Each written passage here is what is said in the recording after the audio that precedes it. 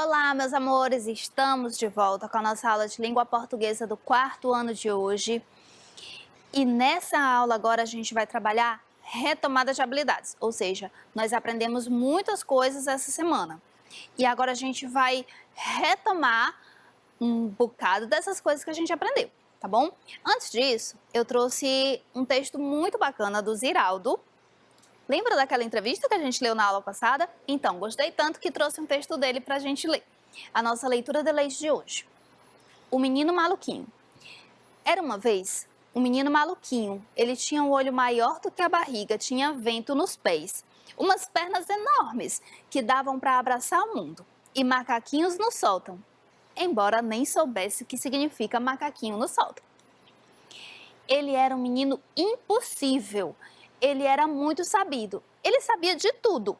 A única coisa que ele não sabia era como ficar quieto. Isso menino nenhum sabe, não é verdade? Vocês em casa tenho certeza, a mãe de vocês sempre diz que vocês são impossíveis. Mas isso é bom. Uma criança que não sabe ficar quieta é uma criança saudável. Vamos lá. Olha as habilidades que nós vamos retomar hoje, tá bom? Localizar informações explícitas, ou seja, aquelas informações que estão no texto ali na cara, mas às vezes a gente lê tão rápido que não percebe. Então a gente tem que ler com atenção, retomar um pouco do texto para poder entender. Nós vamos ativar conhecimento sobre a situação comunicativa do texto, ou seja, quando a gente lê, todo o texto que a gente lê, ele tem uma finalidade. Nós temos que ler com atenção para entender a finalidade daquele texto, ok? Vamos retomar isso também. Vamos retomar a habilidade que fala sobre distinguir fatos de opiniões em textos informativos. Lembram da reportagem, que é um texto ao mesmo tempo informativo, ele também é opinativo? Então, ele apresenta opiniões, mas também apresenta informações que são fatos, ok? Vamos retomar isso também. E identificar em textos palavras que se referem aos substantivos, ou seja, aquelas palavras que acompanham o substantivo, dando alguma característica para ele. Vamos retomar tudo isso a partir dessa entrevista que o Maurício de Souza deu para esse entrevistador, né, para o Celso Masson. É uma entrevista que o Maurício de Souza deu. Maurício de Souza também é um cartunista, é um escritor e é o criador da Turma da Mônica. Adoro ele, por isso que sempre trabalho com ele. Enfim, vamos ler o texto, vamos ler uma parte dessa entrevista e vamos ter algumas questões a respeito dela, trabalhando todas as habilidades que foram apontadas, ok? Vamos lá. Maurício de Souza, o mundo precisa de mais turmas da Mônica. A primeira pergunta foi: por que colocar crianças de verdade nos papéis da Turma da Mônica pela primeira vez num filme? Lembram que teve o filme da Turma da Mônica, que ficou no cinema há algum tempo, que a gente assistiu? Então, essa entrevista foi um pouquinho antes daquele filme. Foi feita em 2017, tá? E aí, por isso, ele está falando sobre o filme. Olha só a resposta dele. Estamos ousando. Fui convencido de que agora temos capacidade e boas condições de encarar esse desafio. Podemos treinar os cãezinhos e cuidar bem da criançada que vai trabalhar no filme.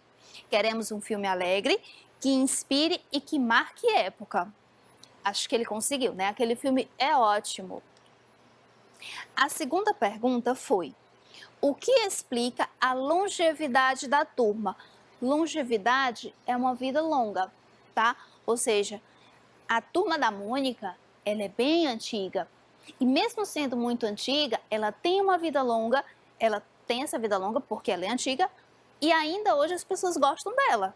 Ainda hoje a Turma da Mônica é falada muito, em muitos lugares, e muita gente gosta, tá? Qual é a explicação para isso? Ele respondeu o seguinte: eu poderia dar uma porção de explicações, ou de tentativas de explicação, mas eu realmente não sei. Temos pistas. Uma delas é a proximidade intelectual e de costumes dos personagens com as crianças brasileiras.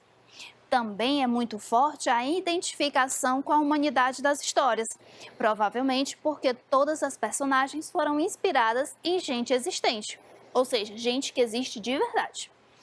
Todo mundo conhece alguém como a Mônica. A gente entra de sola numa realidade vivida, ou seja, como a Turma da Mônica foi inspirada em pessoas que existem de verdade, acaba que aquelas personagens, aquelas características que elas apresentam, todo mundo conhece alguém parecido com elas, né? A pergunta seguinte foi: antes do YouTube, suas histórias em quadrinhos circulavam em quase 30 países. Quais adaptações precisaram ser feitas para atender às diferentes culturas? Pouca coisa.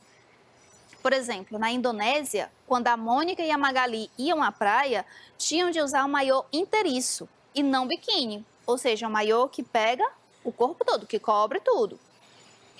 Há países em que o Bidu, que é aquele cachorrinho azul, não pode fazer xixi no poste, senão a editora é multada. Na Grécia, os meninos não podem de jeito nenhum assobiar para uma menina na rua. A gente vai aprendendo o que é mico e faz o que é permitido. São essas adaptações culturais que têm que ser feitas para que a Turma da Mônica possa entrar em outra cultura. E a última pergunta que eu trouxe foi essa. Apesar de ter passado por atualizações, a turma continua vivendo suas aventuras em um mundo real e não conectado. Por quê? Vamos devagar. Não podemos entrar no século 22 antes de terminar bem o 21. Nós optamos por uma visão de mundo mais ligada à Terra, com mensagens voltadas para a formação e que desperte emoções. Queremos que as crianças se envolvam com a história de forma alegre e elas se divirtam. O que ele quer dizer aqui? A turma vive no mundo real e não conectado. É muito difícil a gente ver a Turma da Mônica no celular, todo o tempo no computador, todo o tempo assistindo Netflix, todo o tempo conversando no WhatsApp, porque eles vivem no mundo real. Lá nas histórias a gente não vê muita tecnologia assim, né? E ele explicou porque eles querem que as crianças se envolvam com a história de forma alegre, que se divirtam com a história, não com o aplicativo, com as tecnologias que a Turma da Mônica vai trazer, ok? Vamos lá para as nossas questões.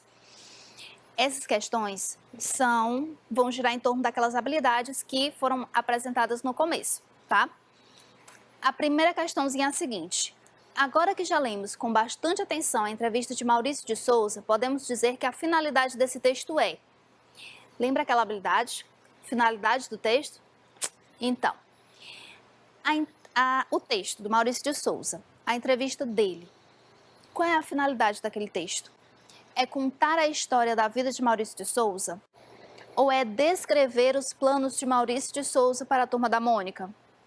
Talvez seja apresentar informações sobre a Turma da Mônica e as opiniões de Maurício de Souza sobre determinados temas. Ou talvez seja apresentar as opiniões do entrevistador, né? O entrevistador estava lá fazendo as perguntas e dando as opiniões dele. O que vocês acham? Qual a finalidade daquele texto? É contar uma história? Será que é uma narração que conta a história? Será que é descrever os planos dele? Será que é um texto descritivo? Será que é apresentar informações sobre a Turma da Mônica e as opiniões de Maurício de Souza sobre determinados temas? Será que é um texto informativo que, ao mesmo tempo que apresenta informações, apresenta também as opiniões do entrevistado? Será? Ou será que é apresentar as opiniões do entrevistador? Eu tenho certeza que vocês já sabem a resposta. A finalidade da entrevista do Maurício de Souza é apresentar informações sobre a Turma da Mônica e as opiniões de Maurício de Souza. Lembram naquele momento em que eu falei, reportagem é um texto ao mesmo tempo informativo e opinativo. Então, ele apresenta as duas coisas, informações e opiniões. Ok? Lembraram, né? Fizeram a conexão. Vamos em frente. Segunda questão. Apesar de não saber o motivo da longevidade da Turma da Mônica, ou seja, da longa vida da Turma da Mônica, Maurício de Souza tem seus palpites, tem seus palpites ou pistas. Qual das alternativas abaixo apresenta uma dessas pistas? Pessoal, isso estava na cara. Lá na resposta do Maurício de Souza, ele apresentou várias pistas que ele tinha para a vida longa da Turma da Mônica. Vamos encontrar. Estava bem na cara, estava bem lá no texto. Será que ele falou que uma das pistas era a proximidade do bairro do Limoeiro com os bairros das crianças brasileiras? Será que ele falou do bairro que as crianças moravam? Ou será que ele falou na proximidade intelectual e de costumes das personagens com as crianças brasileiras? Será que é porque eles têm costumes parecidos, eles pensam parecido? Será? Ou será que é porque todas as personagens são crianças e todo mundo já foi criança? Ou será que é porque as personagens foram inspiradas em gente imaginária? Qual dessas alternativas apresenta uma das pistas que o Maurício de Souza tem para explicar a longa vida da Turma da Mônica? Era uma informação muito clara, que estava bem aparente no texto. Lembram? Já sabem, não é? Ele falou que ele não tinha explicação para a longevidade da Turma da Mônica, mas ele tinha os seus palpites, tinha as suas pistas. Uma dessas pistas era a proximidade intelectual e de costumes das personagens com as crianças brasileiras, ou seja, as crianças da Turma da Mônica e as crianças de casa que leem a Turma da Mônica pensam parecido. Muitas vezes elas têm atitudes parecidas, elas têm pensamentos parecidos, elas se vestem com roupas parecidas. Então isso, por ser próximo, por ser parecido uma com a outra, por ser semelhante, acaba atraindo as crianças para o universo da Turma da Mônica. E isso explica por que os pais estão sempre comprando, por que está todo mundo sempre lendo. A Turma da Mônica tem essa proximidade da gente. Eu, pelo menos, penso muito parecido com a Magali. Eu adoro melancia. Vocês gostam de melancia também? Com certeza gostam. Melancia é ótimo. Vamos em frente. Terceira questão. Em textos, como entrevistas e reportagens, temos a presença de opiniões. Afinal, são textos informativos e textos opinativos ao mesmo tempo. Lembram, né? Tem informação e também tem opinião. Leia os trechos abaixo e identifique em qual trecho há uma opinião. Eu trouxe 2 trechinhos aqui da entrevista, tá? Um deles tem a opinião do Maurício de Souza e no outro tem informações que ele deu. O que você tem que encontrar aqui? Ler os 2 trechos e encontrar qual deles é a opinião do Maurício de Souza. Vamos lá. O primeiro trecho é o seguinte: podemos treinar os cãezinhos e cuidar bem da criançada que vai trabalhar no filme. E o segundo trecho: há países em que o Bidu, que é o cachorro, não pode fazer xixi no poste, senão a editora é multada. Na Grécia, os meninos não podem de jeito nenhum assobiar para uma menina na rua. Qual desses trechos está apresentando a opinião? Aquilo que ele pensa, aquilo que ele acha, aquilo que ele disse porque ele acha que é certo. Exatamente. É o primeiro. Por que é o primeiro? Aqui é onde ele sente que agora ele já pode cuidar da criançada que ia atuar no filme. Que eles podiam cuidar bem daquelas crianças e que eles podiam treinar os cãezinhos. O cãozinho que ia ser o Floquinho, que foi o Bidu. Então, naquela época estava mais fácil do que em épocas anteriores. Ele sentia isso no coração dele. Então, ele deu a opinião dele para explicar, né, para responder a pergunta que o entrevistador fez. Já nesse segundo trecho, ele apresenta informações. Que informação? A primeira, que tem país em que o Bidu não pode fazer xixi no poste. Ou seja, porque os cães não podem, o dono do cão não pode deixar o cachorro fazer xixi na rua. Graças a Deus, seria bom se aqui também não pudesse, né? Porque fica um cheiro horrível. E a outra informação que ele apresenta é que na Grécia, os meninos não podem assobiar para as meninas na rua. Isso faz parte da cultura deles. Foi um fato curioso que ele apresentou durante a entrevista. Então, opinião é aquilo que a pessoa pensa, é aquilo que a pessoa sente e expressa. Fato é algo que é real, que acontece de verdade. Ou que não pode acontecer, no caso dos meninos que não podem assobiar para as meninas. E nem o cachorro pode fazer xixi no poste. Vamos em frente. A próxima questão, eu adorei fazer essa questão. Vou me empolgar com ela. Em toda frase ou texto, existem termos que acompanham os substantivos, indicando características sobre eles. Lembram-se que nós estudamos os substantivos, que são os nomes das coisas, nomes de pessoas, de lugares, de sentimentos, nomes de seres que existem, seres que não existem. Então, esses nomes, normalmente, existem palavras que acompanham esses nomes, indicando características deles.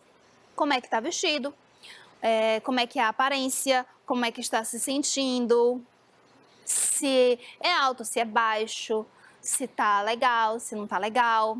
Então, essas palavras acompanham dando características para eles. Lembram? São os adjetivos. Os adjetivos são palavras que acompanham o substantivo, dando característica ao substantivo.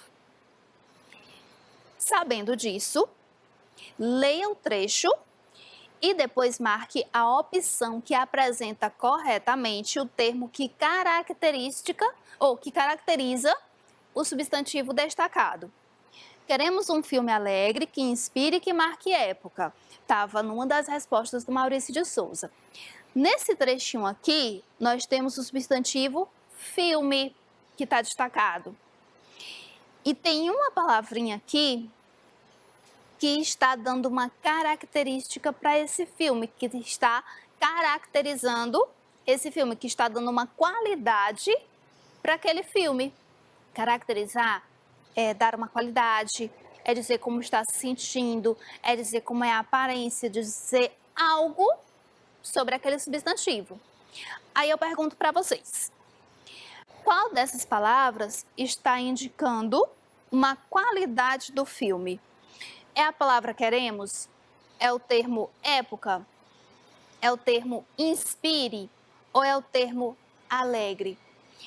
Qual desses termos está dando uma qualidade para o substantivo filme?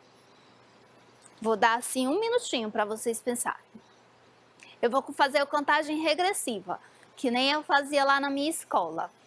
Contagem regressiva, 5, 4, é uma característica, é uma qualidade, gente. Qual é a palavra que está indicando a qualidade do filme? 3, 2, é uma qualidade, pode ser uma qualidade boa, pode ser uma qualidade ruim, mas é uma qualidade. 1 é a palavra alegre. Alegre é como ele quer que o filme seja. Professora, não entendi. Eu vou explicar, gente. Olha só. O substantivo é aquela palavra que dá nome para alguma coisa. Beleza. O substantivo por si só dá um nome, mas ele não diz como aquela coisa é. Por exemplo, aqui na minha mão eu tenho esse controle. O nome dele é controle, mas esse nome não me indica se ele é alegre, se ele é triste, qual é a cor dele, qual é o tamanho dele. Por isso eu uso os adjetivos, que são as palavras que indicam qualidades do substantivo.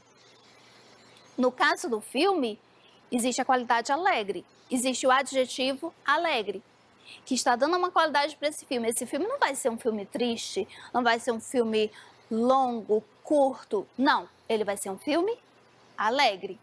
Essa é a característica desse filme que foi gravado, né, com as crianças de verdade da Turma da Mônica, ok? No caso do controle, eu posso dizer que o controle é pequeno e preto. São os adjetivos que eu posso indicar para o meu substantivo controle. Não foi a última pergunta ainda. aqui, a mesma habilidade. Vamos identificar palavras que se relacionam, que se referem ao substantivo. Agora leia o seguinte trecho e marque a alternativa que apresenta corretamente o termo que caracteriza o substantivo destacado nele. Novamente, nós temos um trecho do texto e um substantivo destacado. E temos que identificar qual é a palavra que está caracterizando, que está dando uma qualidade para esse substantivo, ok? Vamos ler. Uma delas é a proximidade intelectual e de costumes das personagens com as crianças brasileiras. O substantivo destacado é crianças. Então, eu lhes pergunto, qual é o termo que está dando uma característica para crianças, que está dizendo algo sobre essas crianças? Será que é o termo intelectual? Ou será que é o termo personagens? Talvez seja o termo uma? Ou o termo brasileiras? Qual dessas palavras está dando uma característica para essas crianças? Está dizendo alguma coisa especificamente sobre as crianças? Qual seria? Intelectual, personagens, uma, brasileiras? Vou dar 2 minutinhos para vocês. 1 minutinho para vocês pensarem e encontrarem a resposta. Vou fazer a contagem regressiva. 5, 4, 3. Observem que crianças está no plural. Então, tem que ser provavelmente uma palavra no plural também, né? 3, 2. Crianças. O que essas crianças são? Será que são crianças intelectual? Crianças personagens? Crianças uma? Crianças brasileiras? Qual é a resposta? Exatamente, crianças brasileiras. A palavra que está acompanhando o substantivo crianças, indicando uma característica para essas crianças, é o adjetivo brasileiras, ok?